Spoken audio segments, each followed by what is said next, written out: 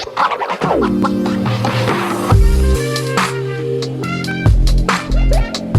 there, welcome back to my channel. My name is Brittany Bundles, and today's video is going to be a marketing video. I actually did a part 1 of this video, and it's going to be linked down below. But if you're new to this channel, on this channel I do a lot of business content, and we're on a marketing strategy kick right now. So I'm doing a lot of videos in regard to marketing.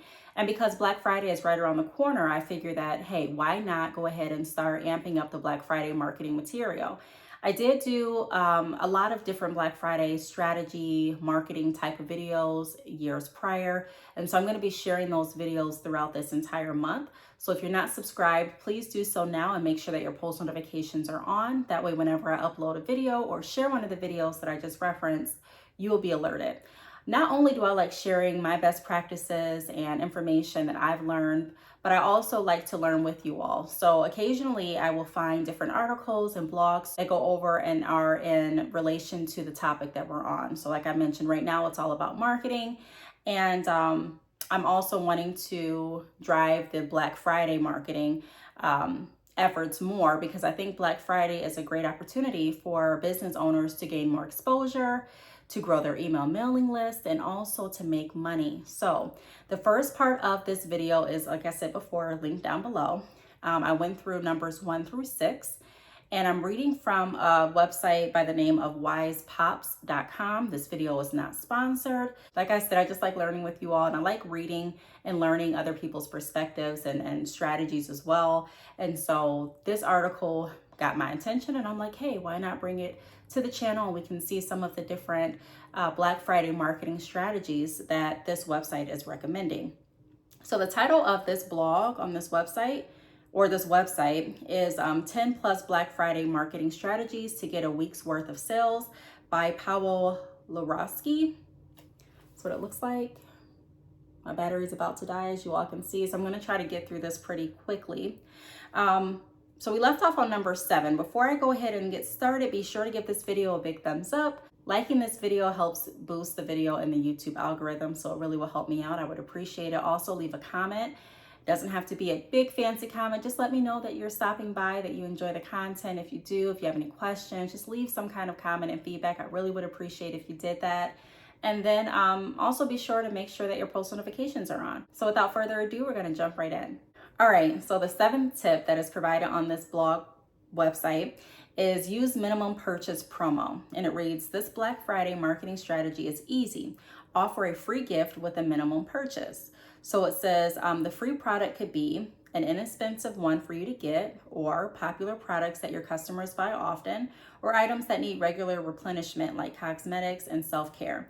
This way you will motivate people to make purchases and make them feel good about shopping. That's why online businesses use this promo strategy for many occasions. And it says here as an example. And there's a case study that I can click on if I wanted to go into further details. If you all have been following this channel, you know I enjoy case studies and just different experiments in general. I'm in psychology. I'm actually doing my psychology internship. And if you're interested in that, I have a playlist for psychology internship and just information regarding my psychology journey. But this is up my alley. But like I said, my battery's about to die. This may be a separate video to kind of go over some more case studies. But back to the use minimum purchase promo. How many of you all have used that, where you're giving a free gift with a minimum purchase? Now, I've seen different websites do that. I've seen different stores do it too around Black Friday. The store that comes to mind when I think about this particular promo is Victoria's Secret.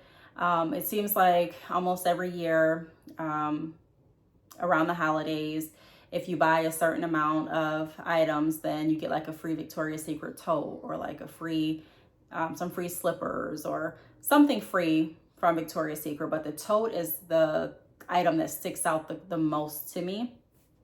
I do think that is effective marketing, an effective marketing strategy. I think it works really well. And I know it works. I've heard people say, hey, I'm going to go ahead and go to this store, because if I go to this store, I'm going to get a free item, or I'm going to get a free tote, or free this or free that. And then a lot of people use the free items that they get for a gift, a Christmas gift. So they kind of look at it in a sense where they're spending money, but they're saving money too, because they don't have to buy. It's like one less gift that they have to buy. And then also some people look at it as a gift for themselves during the holidays. Some people are very intentful about making sure that they get themselves something during the holidays too. So I think that this would be a great incentive. I've never tried it personally where I'm giving out free gifts for a minimum purchase. I have done it where I've given out gifts sporadically with different orders, but I haven't structured it in a way where if you make a minimum purchase, I'll give out a free gift. Now, I do think that that is an interesting marketing strategy. Like I said before, I know it works. I would probably put my own spin on it, and I would probably do something like the first 10 clients or the first 10 customers will get this. Or if you're subscribed to my email mailing list, then you would be entered into like a giveaway or something like that. So that's something to consider too. Let me know what you all think about that. How did I lose my spot? Okay, so next is try countdown timers for limited time promo. So this is number 8. So a countdown timer is a fantastic way to communicate urgency for time limited deals, those that convince 36% of online shoppers to buy. So it's perfect to add to the list of your Black Friday marketing strategies. You can add timers to your website pop-ups like that. And it has like this as an example. I do like countdown timers. Now, I've used countdown timers a couple different ways. The first way that I want to go over is in my email mailings. So when I send out different email marketing campaigns, then I will sometimes include a timer, and that's just to invoke urgency. Let people know that, hey, you want to make sure you take advantage of this deal during this time. And the countdown timer that I use, I actually use Shopify for my e-commerce platform. If you're interested, the link is down below for you to sign up for Shopify as well. And then I use Seguno email mailing for my email mailing list. I've gotten the name of a few other email marketing tools that are very popular. But for me, I like, don't get me wrong, I like to stay innovative. I like to stay in the know, but I'm more so a person where if it's not broke, don't fix it. If it's working well. So Seguno email marketing has been working really well for my business. I haven't had too many people unsubscribe. My email list is still growing. I do get a good amount of sales every time I send out an email marketing campaign. So I enjoy using Seguno, and then it's very simple to use. It's just simplistic until I find something else. And if I find another marketing platform that I enjoy using for my emails, I'll come to the platform and share it with you all. But that app gives you an option to add different timers, and you can customize how you want the timers to look. So it's really cool that I can have the timers like in pink or in red or whatever type of color scheme that I'm doing for that email marketing campaign. I can match the timer to that. So because I'm using Shopify, I can add different apps on my website that allow for timers to be there. So if you want a timer on your website, which I've tried out, that works really well too. I've never tried them both simultaneously, so I'm thinking that I may try something like that where I'm sending out an email mailing list or email marketing campaign to my email mailing list subscribers and letting them know, hey, this discount's going on and you want to take advantage of it because you have 10 hours to take advantage of it. And then also having the same 10 hours displayed on my website. I think that would be really cool. I have gotten more success when I put the timer in my emails versus on the website though.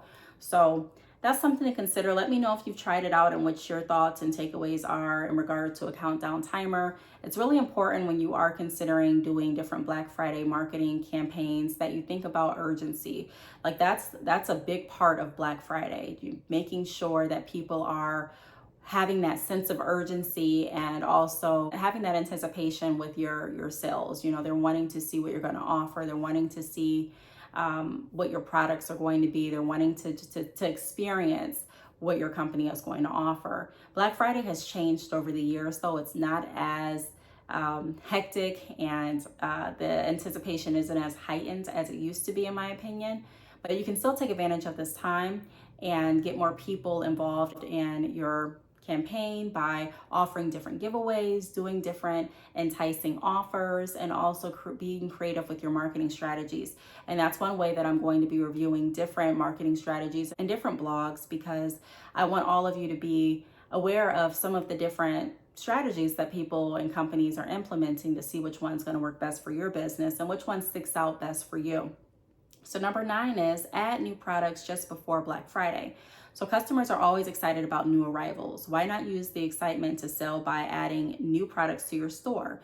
Do that just before or even during Black Friday. This way your e-commerce store will be even more enticing to customers looking for best deals. Promote your new products on the website, but also in emails sent before the event begins. So I think that's a great idea, kind of piggybacking off of what I said as far as the anticipation, the excitement. Adding new products will also help to bring more exposure to your business, because people talk, word of mouth. And if you're sending out newsletters saying, hey, these products are going to drop a day before Black Friday, then I'm sure one of the people out of the thousands that you sent on your email mailing list, if you've built it up to that point, will say, hey, do you want to look on this website with me? Or, hey, this company is offering these.